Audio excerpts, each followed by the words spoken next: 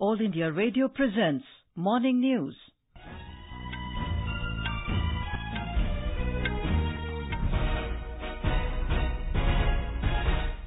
Good morning. I'm Anuja Kumar. The headlines. Prime Minister Narendra Modi to address BJP Karyakarta Mahakumbh in Bhopal today. Supreme Court to pronounce verdict on the issue of banning lawmakers from practicing as lawyers. Prime Minister congratulates Maldives President-elect Ibrahim Mohammed Solih on his victory in elections. President Ram Nath Kovind to give away National Sports Awards in New Delhi today. Heavy rains lash North India. All educational institutions to remain closed in Punjab today. And in Asia Cup, India to take on Afghanistan in the Super 4 encounter in Dubai this evening.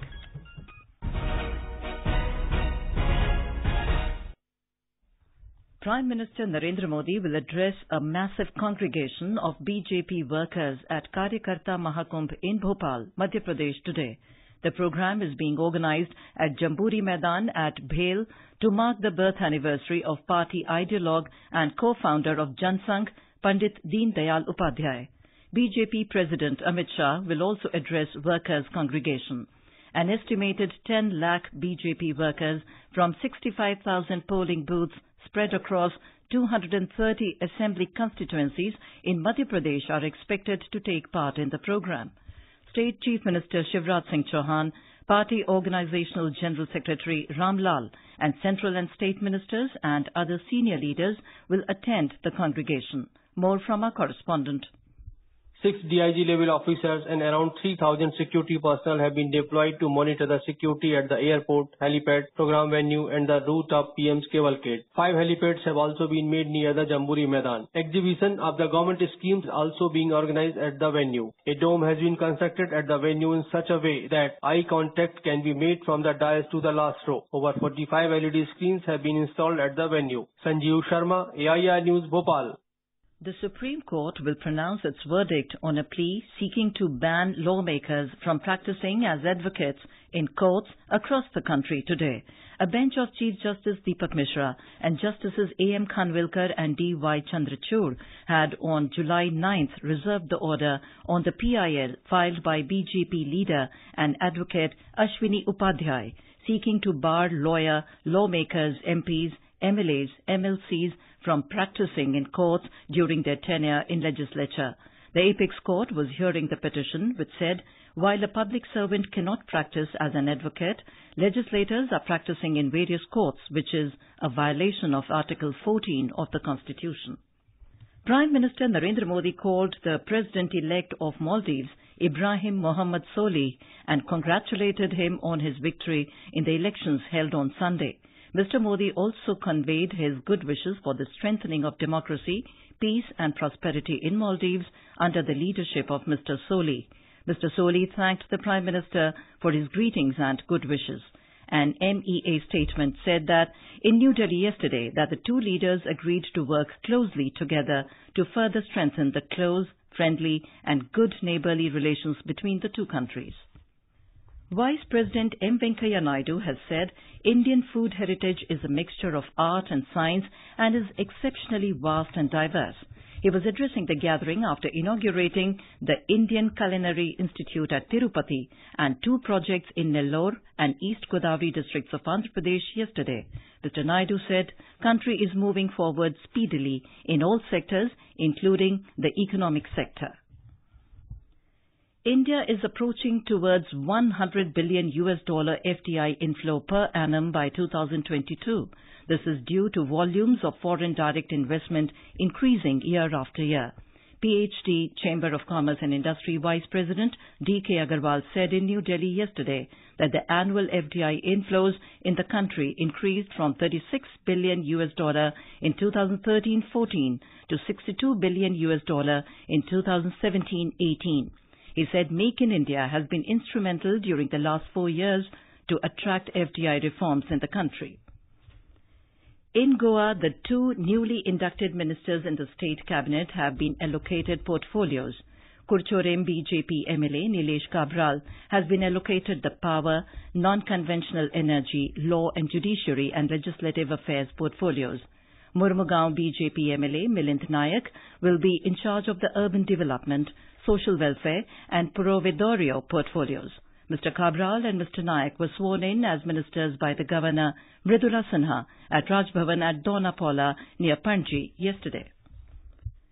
This is All India Radio giving you the news. For quick news updates round the clock, follow us on our Twitter handle at AIR News Alerts.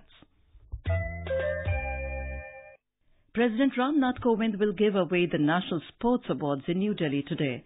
Indian cricket captain Virat Kohli and world champion weightlifter Mirabai Chanu will receive the prestigious Rajiv Gandhi Khel Ratna, the highest sporting award of the country. 20 sportspersons are picked up for this year's Arjuna Awards. The President will also present the Dronacharya and Dhyan Chand Awards. All India Radio Delhi will broadcast live commentary on the presentation of the awards from 4:55 p.m. It can be heard on Indraprasth, FM Gold channel and additional frequencies. Pradhan Mantri Ujjwala Yojana has transformed the life of our women folk by providing them with a clean cooking fuel, LPG. Now they do not have to compromise their health in smoky kitchens. Here is a ground report from our Visakhapatnam correspondent. The scheme was launched at Balia in Uttar Pradesh. PMUY, which is aimed at LPG cylinder coverage among poor families, has led to a social transformation with over 45% of its 4 crore beneficiaries being Dalits and tribals.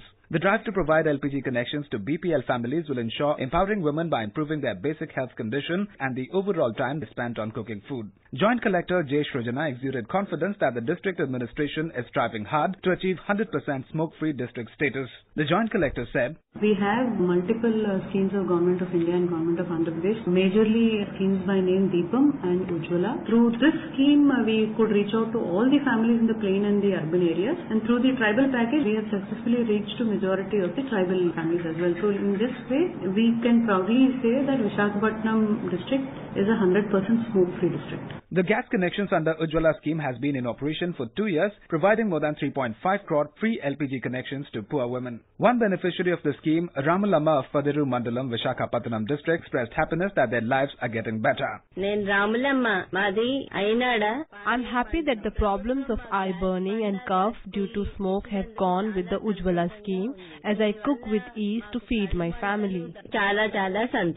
This much-needed scheme is a major step to reduce indoor air pollution, drudgery faced by women, and one that promises to extend LPG access. With a report of MS Mahesh from Visakhapatnam, Abhishek Kumar, AIR News. Antyodaya Divas will be organized across the country today as part of the fortnight Swachhata Hi Seva movement. 25th September is observed as Antyodaya Divas every year to mark the birth anniversary of Pandit Deen Dayal Upadhyay. Prime Minister Narendra Modi had launched the Swachhata Hi Seva movement on the 15th of this month. During the Antyodaya Divas, each Swachhagrahi will be asked to create an army of its own Swachhagrahis. Heavy rains lashed North India, triggering flash floods and landslides. In the wake of heavy rains, a red alert was issued in Punjab and all educational institutions have been closed for today. More from our correspondent.